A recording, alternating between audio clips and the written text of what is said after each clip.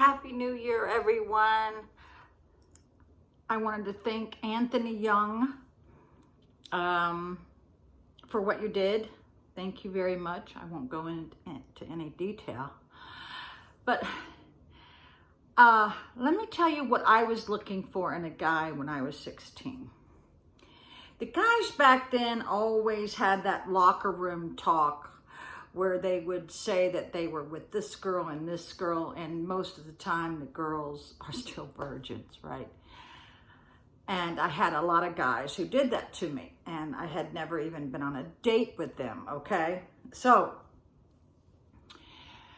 when I found a guy who was discreet and who wasn't going to run back to the jocks in the gym room, that's the one that I knew I wanted.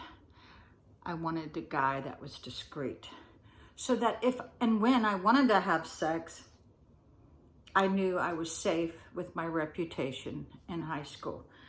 Well, here's the problem. I had my breasts developed in 4th grade, and that in itself will cause girls who develop faster to be talked about in a very derogatory manner.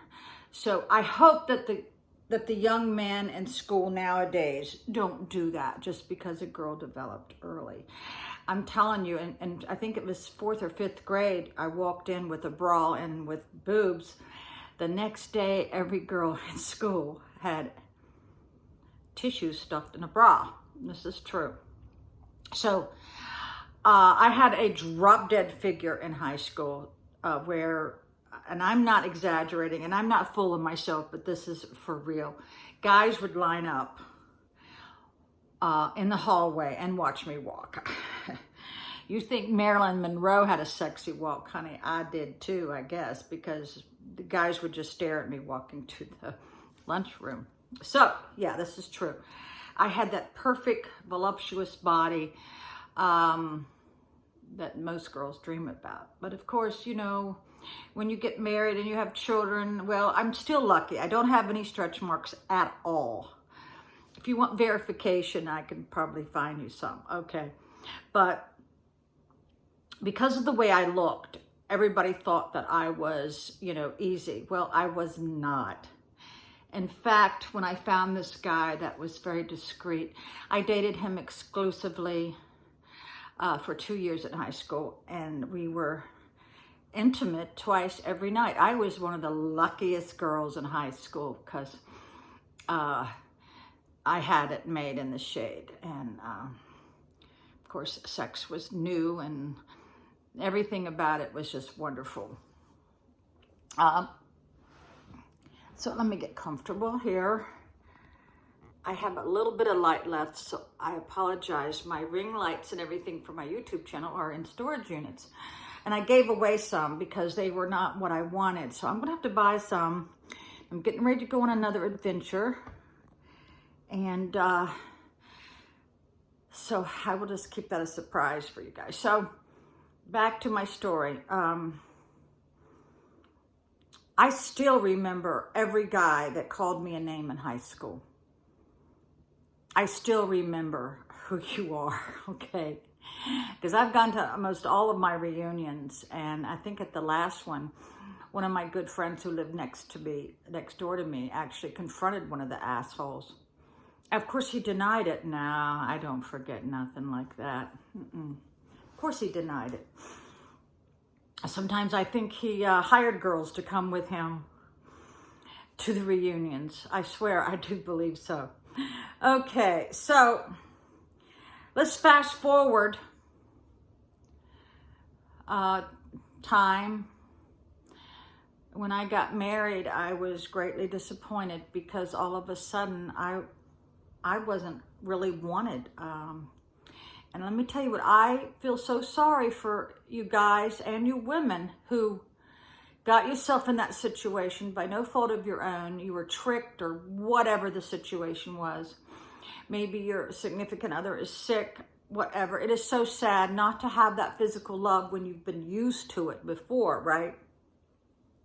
So it was a curse. It was definitely a curse And sometimes I can get angry about that, as well as I know you all probably do too. Can get very angry about being denied physical affection. And also the affection that's not physical. I think I did a video last week about, wouldn't it be nice if you lived with somebody who just came up behind you while you're cooking or doing dishes and just squeezed you or gave you a loving kiss? I mean, that is, to me, romance. I didn't have that. I didn't have it like other girls. If I got any affection, I was so goddamn grateful. Very grateful. But a lot of people buy their love, you know. Yeah, a lot of people have to buy affection. That's how they control you. But once you're in your 50s and 60s, a lot of you guys are having issues. I know several people who do, and that is sad. So my advice is take care of your health in your 30s and 40s, because it will get to you in your 50s and 60s. And I'm one of the lucky ones. I'm still alive, right? Still alive. But I remember the first time that I went on like Match.com or Plenty of Fish, I said, I don't want any guys that have to use the blue pill. Well, some guy, it was a good friend of mine, set me straight. He goes, Debbie, all of us do. Where are you living at? And I realized I hadn't dated enough to know this, but it's no big deal if you have to have that. It's no big deal. And you, the advice I can give anybody who's dating in your 50s and 60s or 70s is you better have a talk with your lover about any of those issues so that they're not surprised, so they're not tricked or whatever. And a good loving woman will work around, or a good loving man will work around that issue. And a lot of women can be satisfied many different ways, in case you all didn't know that. Right? Yeah. Same thing with the man, I'm pretty sure. So I hate to talk about this subject, but I just felt the need to today. And also, when you are getting up in age, some people don't want to be touched like that. They don't want to have, or they surely can't, even with the help with drugs and stuff. So some people are at the time in their life where just snuggling and having someone to talk to is so much more important. I remember a friend of mine said, you know, because I used to equate sex with love, and she kept saying, it's not that way. Having sex is not love. And I thought, well, if you never get it, when you do finally get it, you equate that with love. So I was very confused about that. So, and I realized that having sex with somebody does not mean they love you. It could be just the opposite. So, hope this cleared up some stuff. And a lot of you think that I can't get a date or something's wrong with me. Well, let me tell you, I can get a date, but usually, and more times than not, the guy screws up before I even get to the date. They'll say something stupid. And I've always done this, not on purpose, but it's by accident. Something will happen, and if I have to like cancel the date, and yeah, this has happened probably a lot, the guy will cuss me out. Oh, you bitches are all the same.